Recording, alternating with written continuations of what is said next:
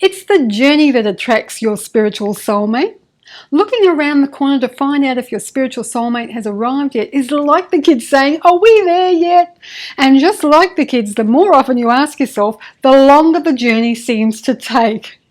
I guess the important thing to note is that attracting your spiritual soulmate is a journey, not a destination. Sure, we all want to get there, to the destination. In this case, it's the spiritual soulmate. The close connection, the holding hands, the gentle touch, the look when they think you aren't watching, the attentiveness. We all want to feel that someone cares. That's what you're looking for.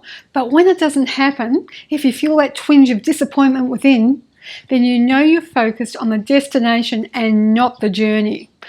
Are we there yet? Is this it? Is this the time? Is it today? Is today the day?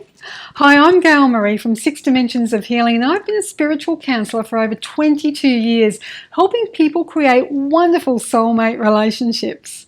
Now remember to press the subscribe button and like this video. You can also follow along on Facebook. We have some great stuff happening there too, the link's below.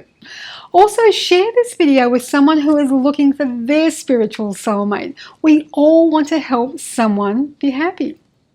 Your journey is the most important element in attracting your spiritual soulmate because it's all about the inner journey. Connecting with your spiritual soulmate won't even happen without this inner journey you're beginning right now. The reason the inner journey is important is because your connection isn't about time, it's about expansion. So you'll never need to ask, "Are we there yet?" because if it's missing, then you aren't. You'll know when you're there. Continually looking around the corner and being eager for your spiritual soulmate to arrive is the equivalent to noticing they're missing. And every subject is always two subjects, the abundance of something or the lack of it. A subject is like a sword. You can take hold of it by the handle and feel empowered. That's the abundance. Or you can take hold of the sword by the tip and it will cut you. That's the lack end. And you need to know which end of the sword or subject you tend to gravitate towards, because this can undermine any other spiritual work that you do.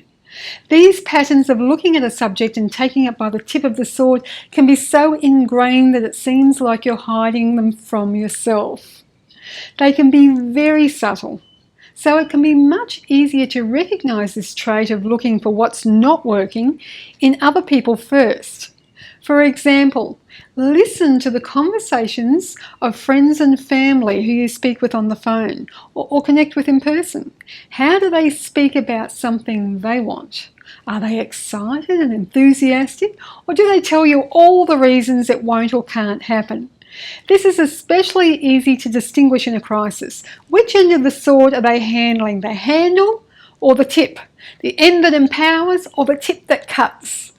When you've begun to recognize these patterns in others, you'll begin to notice it in yourself, and they're usually similar to the people you connect with because those people are your mirror. But this is your journey, and if you want a destination that matches your dreams, you need to create different patterns, ones that support you. You need to begin to wield every subject by the handle. This means looking for things that are working, quelling that little voice of things that aren't, and letting go of that little voice that says why you can't. When you've begun to take this on board, you'll notice the difference because this is the end of the subject that is the handle. It's wielding the sword that empowers, and therefore you'll feel great. Your mood will rise and you'll feel buoyant and happy, alive and optimistic. This is the journey that will lead you to your spiritual soulmate and the relationship you've dreamt about. So let me know below what subjects make you wield the sword by the tip. Ouch.